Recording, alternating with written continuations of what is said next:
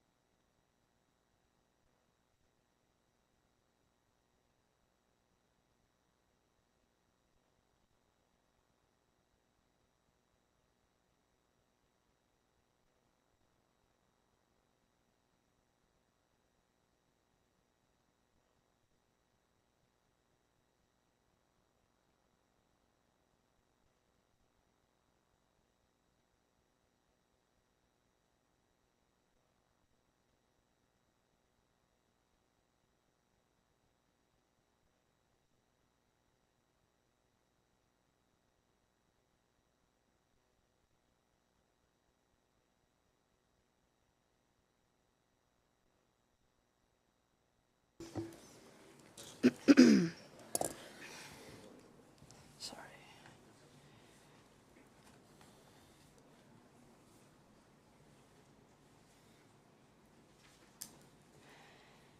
Good morning, everyone. The board meeting of the Gateway Development Commission is now called to order. Today, we are holding a public meeting of the Gateway Development Commission's Board of Commissioners. Today's meeting is being held in person, but public comments will continue to be solicited virtually. Audio is also being live streamed from the Gateway Program website. The Commission will solicit comments from members of the public who have signed up for in-person comments. The Commission is also soliciting comments from the public that may be participating virtually today. A form for soliciting these comments is posted on the Gateway Program website for those who wish to submit a comment for today's meeting. Acting Secretary Maria Anderson, may I ask you to conduct the roll call and report on the public notice for today's meeting? Co-Chair Glenn. Here. Co-Chair Gray-Wolverk. Here. Vice Chair Kosha. Here. Commissioner Herlinsky. Present. Commissioner Barbas. Here. Commissioner Dominguez is absent. Commissioner Rosen is absent. We have a quorum. Adequate notice of today's regular public meeting of the Board of Commissioners of the Gateway Development Commission has been provided in accordance with the Commission's enabling legislation. The agenda and public documents pertaining to the board meeting have been made publicly available on the Gateway Program website. Notice of the meeting was posted to the website 5 business days before the meeting, and public notice of the time and place of the meeting was provided to appropriate media outlets. A video recording of this meeting will be posted on the Gateway Program website. Thank you. The next item on today's agenda is the report on the minutes of the July 28th, 2025 meeting of the board. I'll now again turn to Ms. Anderson for a report on the minutes of that meeting. Copies of the minutes of the meeting of July 28th, 2025 were delivered in electronic form by me to the governors of New York and New Jersey on July 29, 2025. The time for action by the governors of New York and New Jersey expired at midnight on August 12, 2025, at which time action recorded in the minutes went into full force and effect. Thank you, Ms. Anderson. We'll now turn to public comment. I note for the record that the Commission has solicited virtual comments from the public in advance of and during today's meeting. A form for soliciting these comments was posted to the GDC website in advance of the meeting. The comment form for virtual participation is available throughout today's meeting. The Commission has received 3 virtual public comments by 5 p.m. on Tuesday, August 19, 2025, from the following: Jacob Kosick, Associated Construction Contractors of New Jersey; Nathan Kilbert, United Steelworkers International Union; Samuel Turvey, Rethink NYC, Empire Station Coalition, Penn Community Defense Fund. If any virtual comments are received during today's meeting, they will be distributed to the board and posted on the Gateway Program website after today's meeting. All public comments received will also be filed in the Commission's records. Ms. Anderson will now conduct the public comment period for those speakers who have registered in person today. Today, we have 10 registered speakers. Speakers, in order to give everyone an opportunity to be heard, we request you limit your comments to 3 minutes. In accordance with the GDC Open Meetings Policy, the public comment period may be limited to 30 minutes. The first speaker is Rob Harms from George Harms Construction.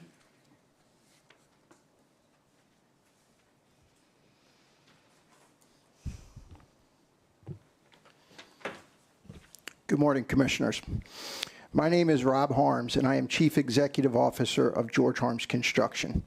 Harms is one of the 4 shortlisted teams for the New Jersey Surface Alignment Project. On July 28th, I spoke in opposition of Resolution number 0725-04 when the Commission first indicated it would execute a project labor agreement, PLA, that would preclude Harms from bidding by excluding the union which we have been organized since 1970. As I explained then and must reiterate now, Harms cannot lawfully submit a bid under a PLA that excludes the United Steelworkers, USW. Doing so would violate both our collective bargaining agreement and the law. Nothing in the PLA before you today changes that reality, including the provision cited in the latest resolution. Harms is not seeking special treatment, or he is simply asking for a fair opportunity to compete. After last meeting, I was hopeful this problem would be corrected. Instead, the Commission amended the July 28th resolution and brought it back for approval today, without ever engaging in negotiations with the USW. Despite repeated attempts, the Commission has never contacted the USW to evaluate their qualifications or willingness to include in the PLA. No explanation has been provided for this omission. As stated previously, and as affirmed again by the USW's public comments today and on July 28th, the USW is fully qualified, ready, and willing to perform the work. If the PLA proceeds without their inclusion, Harms will be barred from participating in this procurement. To knowingly exclude the USW without any attempt to include them does a disservice to public by narrowing competition and eliminating experienced contractors. Just to be clear, Harms is not opposed to PLAs. PLAs are legal, but when you exclude a qualified union, it's unlawful and limits competition. The Commission should be working to maximize competition in order to deliver the best design and lowest cost to the public. Taking steps that arbitrarily exclude qualified contractors and their skilled workforce based solely on union affiliation undermines that goals. I respectfully urge the Commission not to proceed in this manner. Thank you. Thank you. The next speaker is Mike Fisher, United Steelworkers.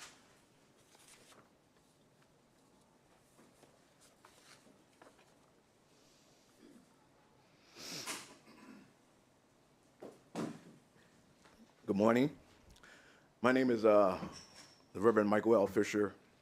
I am the Subdistrict Director of the United Steelworkers, representing all the workers that are part of USW in New Jersey, Delaware, as well as Puerto Rico.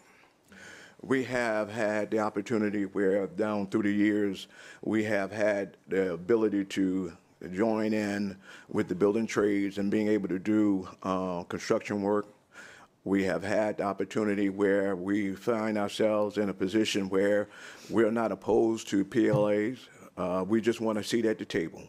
We feel that it is within the proper use of public funds to be able to have a competitive bid take place.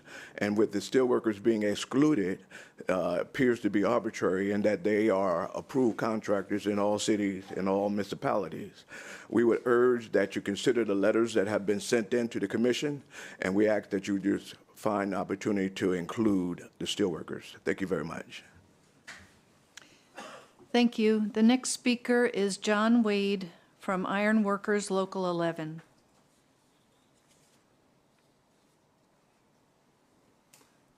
Good morning. How are you today? Thank you for the opportunity to speak in front of you on this important matter. Project labor agreements offer several advantages, primarily focused on promoting stability, efficiency, and quality on construction projects. They can lead to cost savings by minimizing delays, standardizing labor practices, and reducing the risk of disruptions. PLAs also include provisions for local hiring, workforce development, and safety training, benefiting both workers and the community. PLAs lock in labor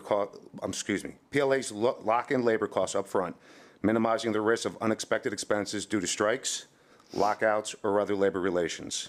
By prohibiting work stoppages and establishing dispute resolution mechanisms, PLAs help ensure projects stay on schedule and within budget. Standardized work practices and clear expectations contribute to smoother workflow and increased productivity on the job line. Studies have shown that PLAs can lead to project cost savings, potentially due to increased efficiency and reduce the risk of disruptions. PLAs often rely on approved apprenticeship programs, training programs, ensuring a steady supply of qualified workers. Many PLAs prioritize local hiring, creating job opportunities for residents and boosting the local economy. PLAs can promote diversity and inclusion by encouraging the participation from women, minorities, and veterans. PLAs frequently include provisions for safety training and adherence for safety standards, improving conditions on the job site.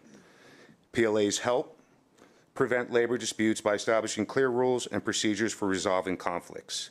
PLAs standardize labor practices across all contractors on a project, reducing the complexity of managing multiple agreements. PLAs promote long-term project stability by minimizing the risk of disruptions due to labor issues. While some argue that PLAs limit bidding, in reality, they often encourage more contractors to participate because they can bid with confidence knowing the labor conditions in advance.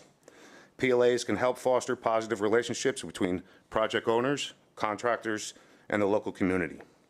In conclusion, project labor agreements offer a range of benefits including cost control, workforce development, labor stability, and improved safety, making them a valuable tool for managing large-scale construction projects. Thank you. Thank you. The next speaker is Chris Lalevee from IUOE 825. Thank you for taking the time to hear me. To echo Mr. Wade, you know, this PLA will guarantee. Who are you? I'm sorry, Chris Lalevee, Operating Engineers, Local 825. Okay. This PLA will guarantee experienced, well-trained workforce. The workforce will bring safe labor to this project and pay dividends to the project. It'll foster long-term career growth in the trades, as well as growth opportunities to our youth, who's going to be our future tradespeople. Construction being a dangerous business, as the trades, we're continually learning and practicing safety. We're continually setting the standard to the highest level. Through continuous education, we set the high standard by training and retraining. These factors enable us to continuously bring throughout the country projects in on time, on budget, and safe. Thank you for your consideration. Thank you. The next speaker is Stephen Gardner, affiliated with New Jersey LECET.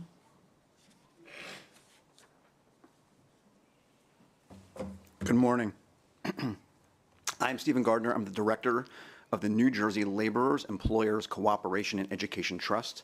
That's a mouthful, I know, but what it really means is it's the labor management organization for the 20,000 members who live and work in New Jersey of the Laborers International Union of North America and the contractors that employ us. I'm here today to really thank the commissioners for their commitment to ensuring that the most critical set of infrastructure projects in the country get built on time, on budget, and with the highest quality contractors and with the most skilled workforce. Having spent 30 years in the construction industry looking at projects all across the state, I can tell you there is no better tool to getting a project accomplished on time, on budget, and with the best contractors and the best workforce is with a PLA. Because PLAs at their core are a management tool, right? That's what they are. They help minimize owners' risk while delivering what every project owner wants for their project, which is predictability, productivity, and efficiency. It's why PLAs are used by both public and private sectors, right? It's utilized everywhere. It's not just in this project. It's Walmart, it's Apple, it's even Disney World was built with a PLA.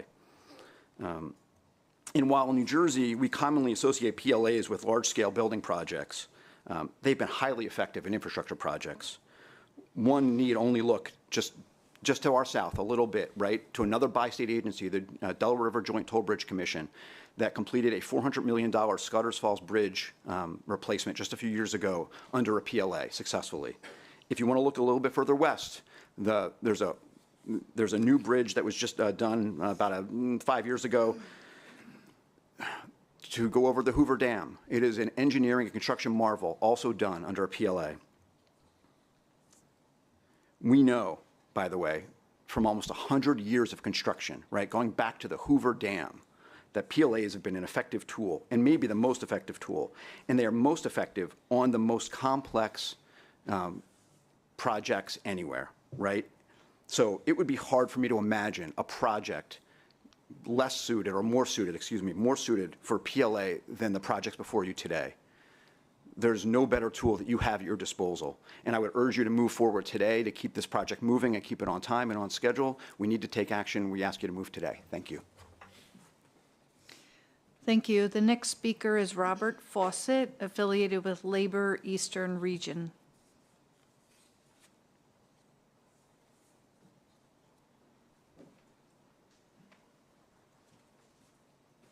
Good morning, Commissioners. My name is Robert Fawcett. I'm a construction laborer with Langley's Eastern Region.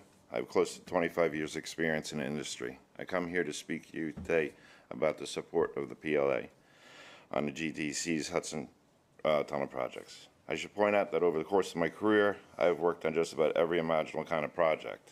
I've worked on tunnels, bridges, airports, rail lines, highways. I've built out sewer lines, gas lines. I've also worked on projects with and without PLAs. And such, I feel I have a unique perspective to share.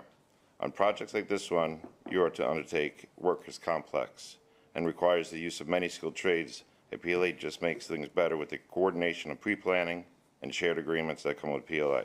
Things operate more smoothly, jobs are safer, and we're able to work more productively. Trades workers, contractors, engineers, everybody, and I should point out, we are able to work more productively for a couple of reasons. First, with the PLA, the GDC gains access to the most highly skilled workforce backed by the unions, state-of-the-art training and apprenticeship funds, and supported by local union hiring halls to ensure the access of skilled labor is not an issue. The second reason to support the use of a PLA is to eliminate the obstacles and challenges that come from 14 different collective bargaining agreements. The PLA supersedes individual CBAs and puts everyone on the same playing field with no discrepancies or inefficiencies to deal with. A third is to support PLAs is to give the project owner, you, the ability to include provisions for rigorous safety training, health standards, and problem-solving mechanisms. As a union construction worker, we want high standards. The work we do is hard and it's dangerous, and a PLA is another way to protect us from very real dangers and to protect yourself from the work disruptions, delays, and reworks. While PLAs are entered into with local building trades, they are first and foremost an ownership tool, a tool that is becoming more effective the more they are used. I thank you for your time. Thank you. The next speaker is DJ Heel for IBEW 164.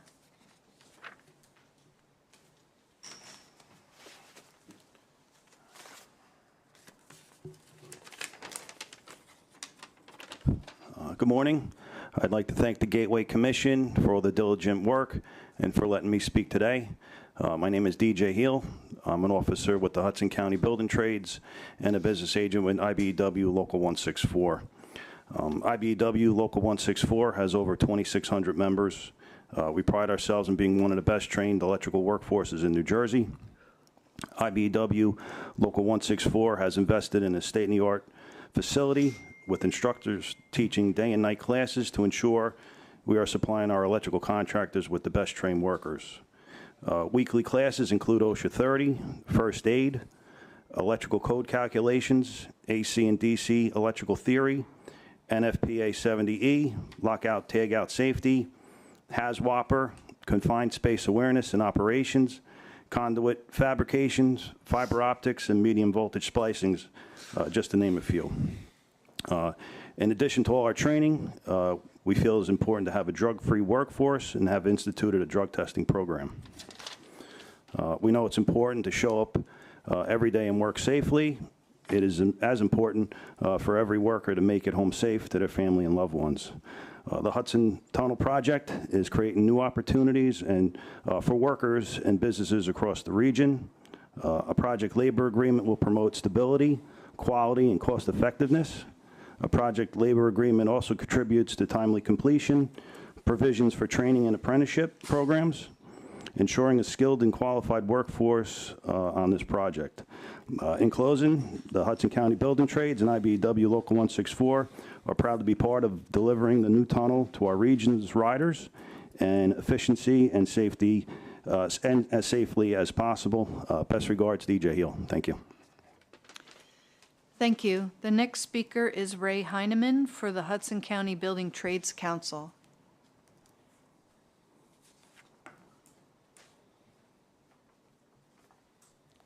Good morning. I'm Ray Heineman. I am the attorney for the Hudson County Building Trades Council.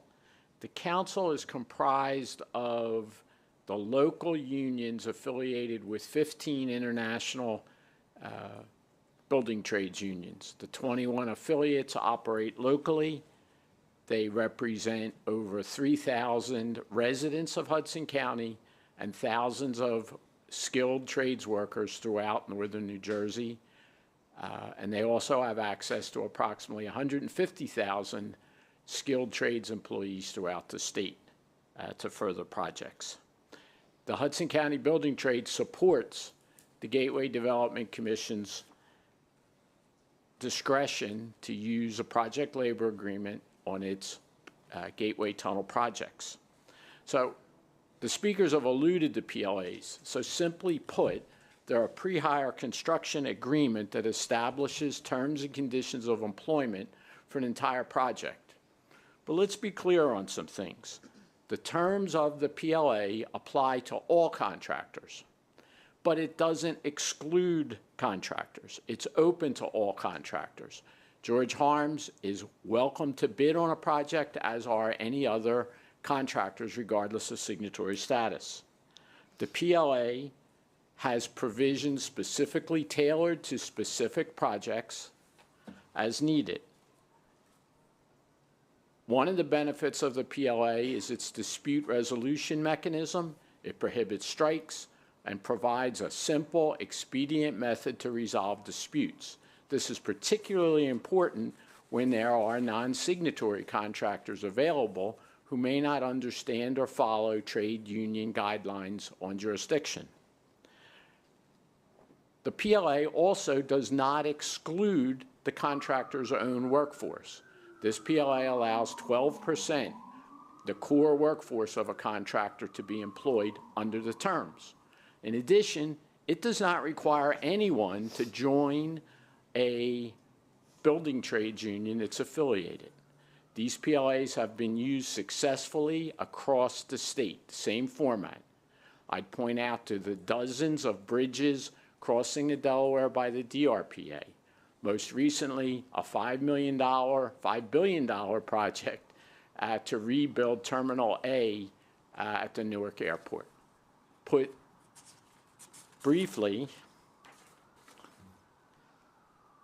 the Hudson County Building Trade supports the discretion of the GDC as a bi-state agency to utilize PLAs on major projects in the absence of parallel and complementary legislation by the states of New York and New Jersey prohibiting their use. These are allowed by the legislation, and we feel and support your willingness to follow through and go through with them. Thank you. Thank you. The next speaker is Jacob Kozics for ACC NJ.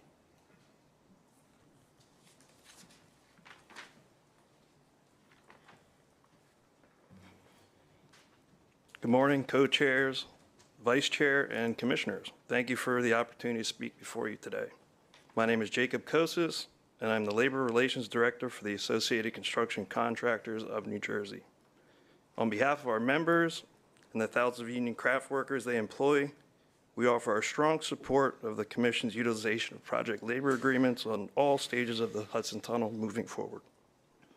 We will submit the remainder of our comments in written form. Should you have any questions, we will continue to be a resource. Thank you. Thank you. Thank you. The next speaker is Jerry Keenan for New Jersey Alliance for Action.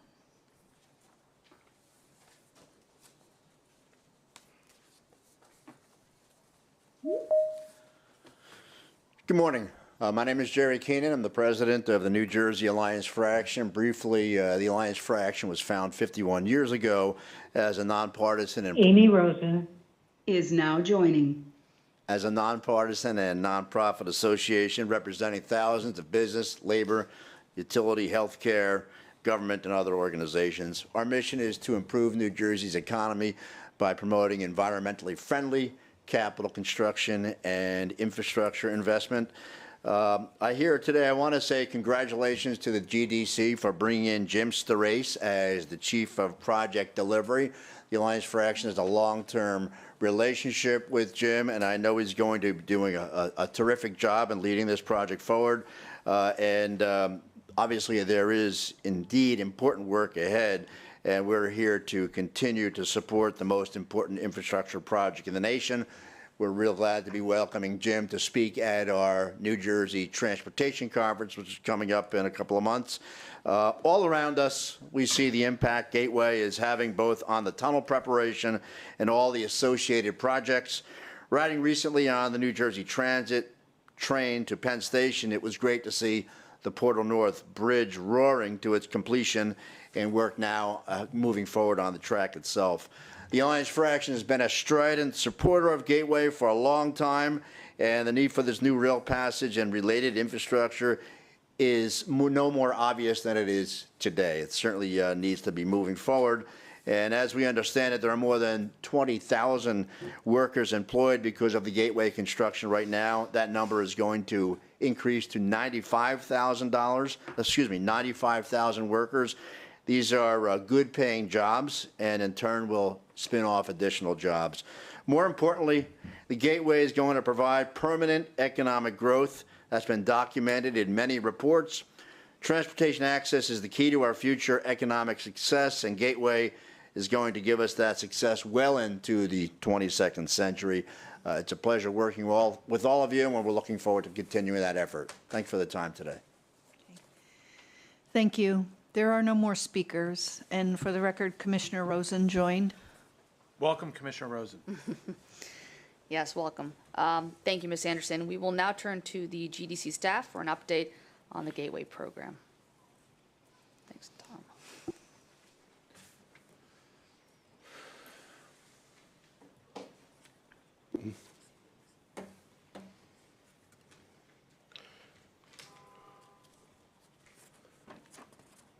At July's board meeting, we announced that GDC is adding to its roster of top-notch engineering talent, with Jim Starace joining this week as Chief of Program Delivery, and Hamed Nejad's promotion to Chief Engineer. As an organization, GDC is quickly adapting to the increasingly complex construction activity across its 5 sites. I'd like to begin by highlighting the important work that our teams have done since our last board meeting. Daylight is now visible under the Tunnelly Avenue overpass. The team has nearly completed excavation under the road and remains on track to complete the project this year. This is a critical step that will enable us to bring in the pieces of the tunnel boring machine for its on-site assembly. Just east of Tunnel Lee Avenue, the Palisades Tunnel Project team is preparing for the arrival of the tunnel boring machine.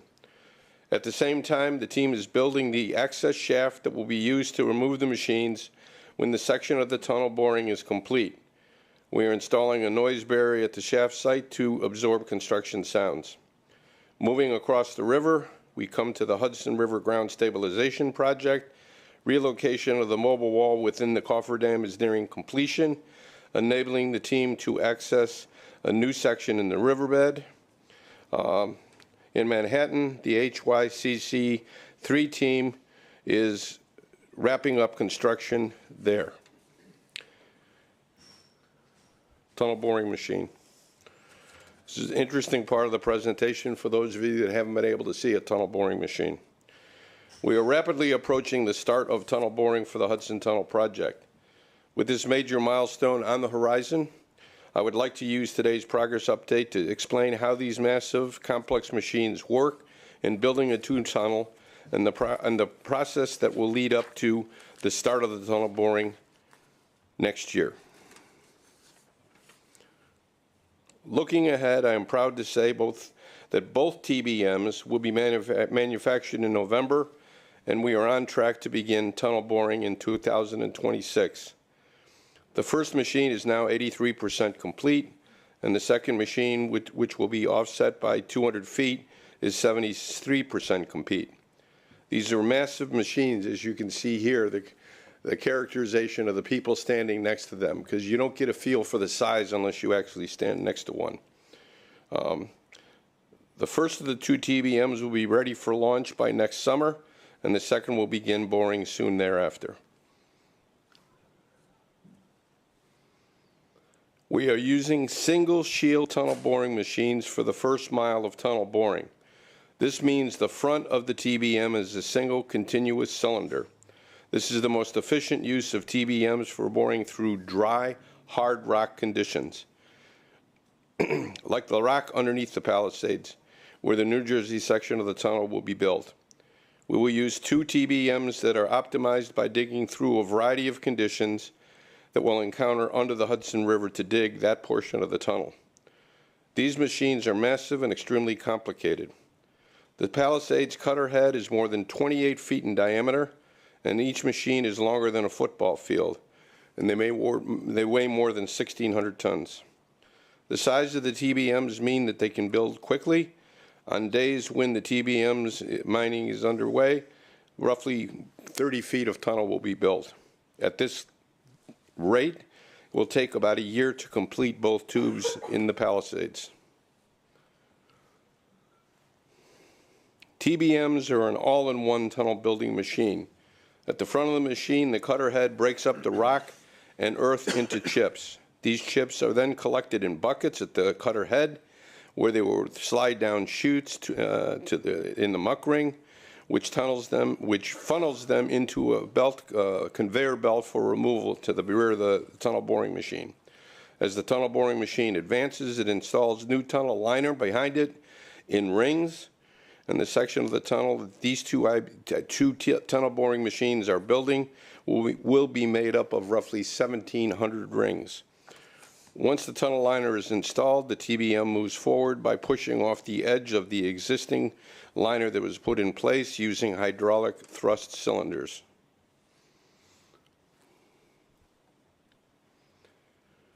These next two slides show the current production status of our TBMs. Both of the machines are on track to be finished this fall.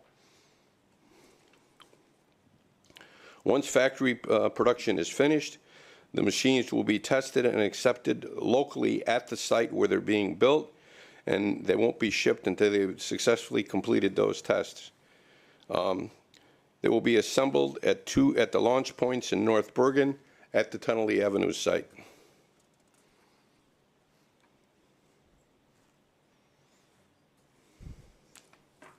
Of course, building the TBMs is a massive undertaking, but it has also taken an incredible amount of work to get our construction sites ready for their arrival.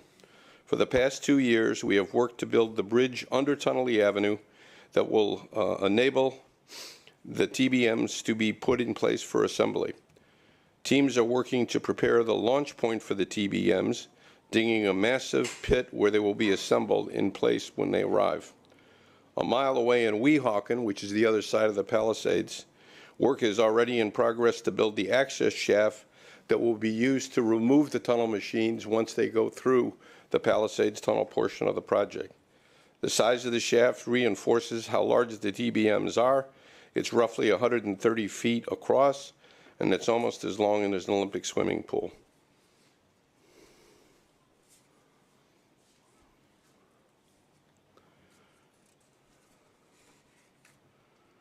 The first action item on the board's consideration today is delegating authority to execute the project labor agreement for the New Jersey Surface Alignment Project.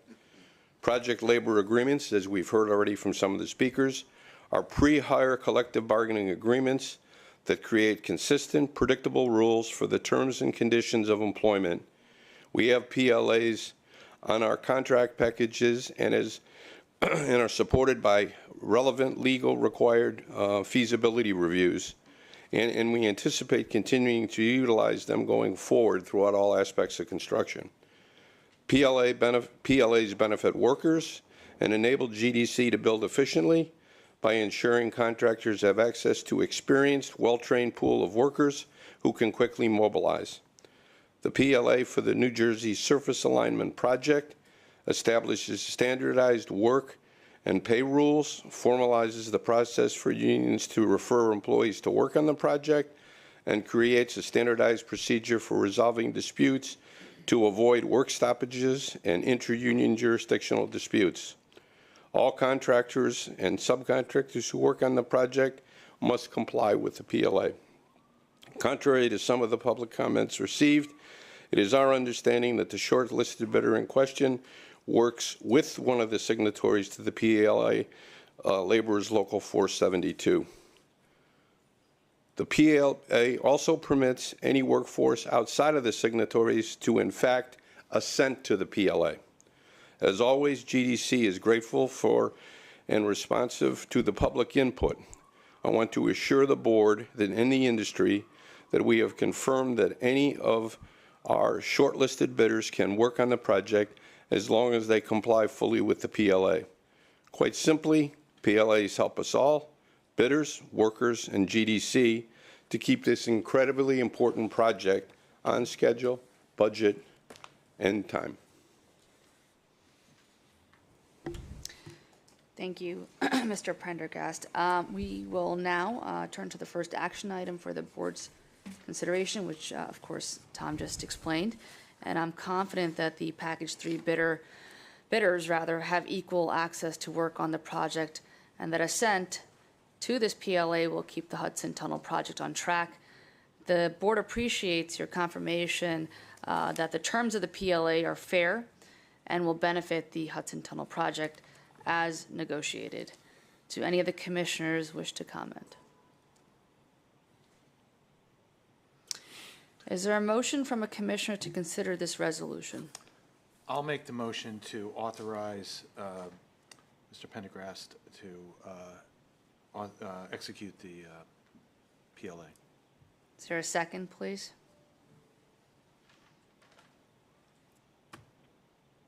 Second. Who was that, for the record? Sorry. Oh, it's Alicia. Sorry. Thanks, Commissioner Alicia. Glenn. Thank you, Co-Chair. Any discussion? I move this motion to a vote. Ms. Anderson, please call the roll. Co-Chair Glenn, Yes. Co-Chair Gray Wolverk, Yes.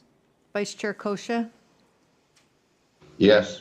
Commissioner Herlinsky, Yes. Commissioner Rosen, Yes. Commissioner Barbas. Yes. The motion passes.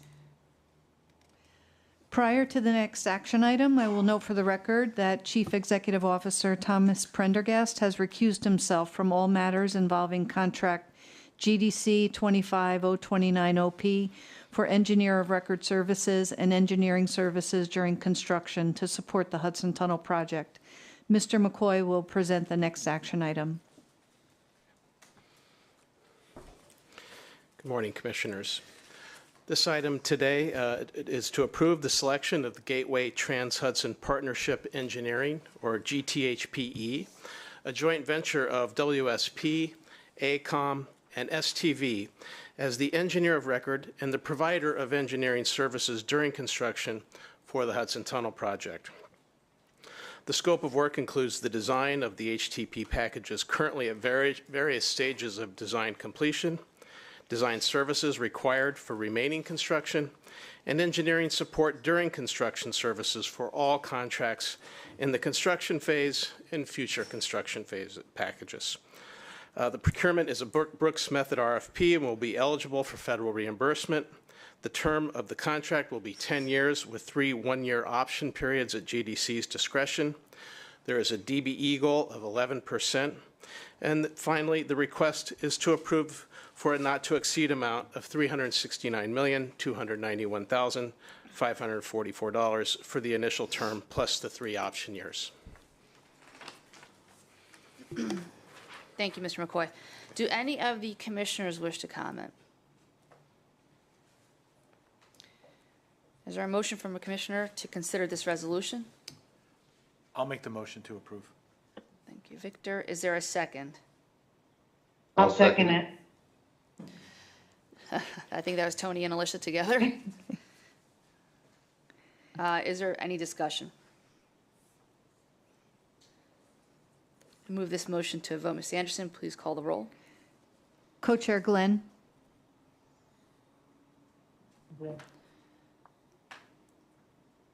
Yes. Alicia, was that a yes?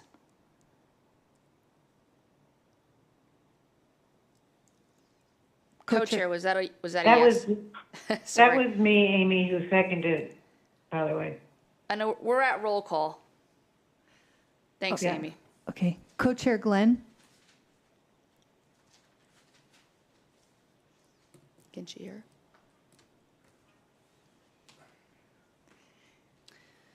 We'll go back to co-chair, I guess. Okay. Let's continue. Co-Chair Graywolver. Yes. Vice Chair Kosha. Yes. Commissioner Herlinsky. Just waiting for Yes. circle back. Commissioner Rosen. Yes. Yes. Commissioner Barbas. Yes. Can we go back? Co-Chair Glenn.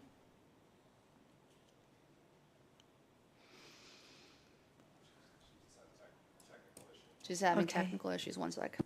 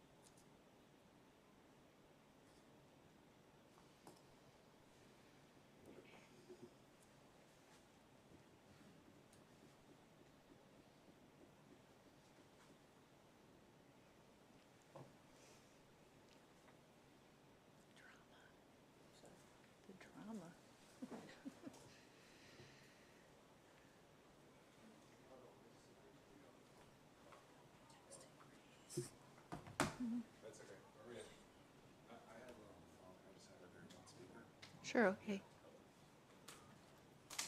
Hey, Co-Chair Glenn? Yes. Can you just affirm that you are... Apologies again, lost the internet. Just your vote on the EOR item? Yes. Okay. Thank you. We recorded your yes. The motion passes. Thank you. Thanks, Ms. Anderson. There being no further business to conduct today, I motion to adjourn. Is there I'll a second. Thank you, Vic. I move this motion to a vote. All in favor? Aye. Aye.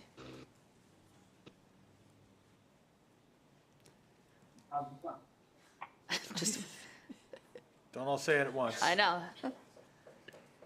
All in favor? Aye. Thank you. Motion is approved and the meeting is adjourned. Thank you, everybody, for joining us this morning. Thank you. I've had so many technical issues in one meeting in my life. Amy Rosen. Is now exiting.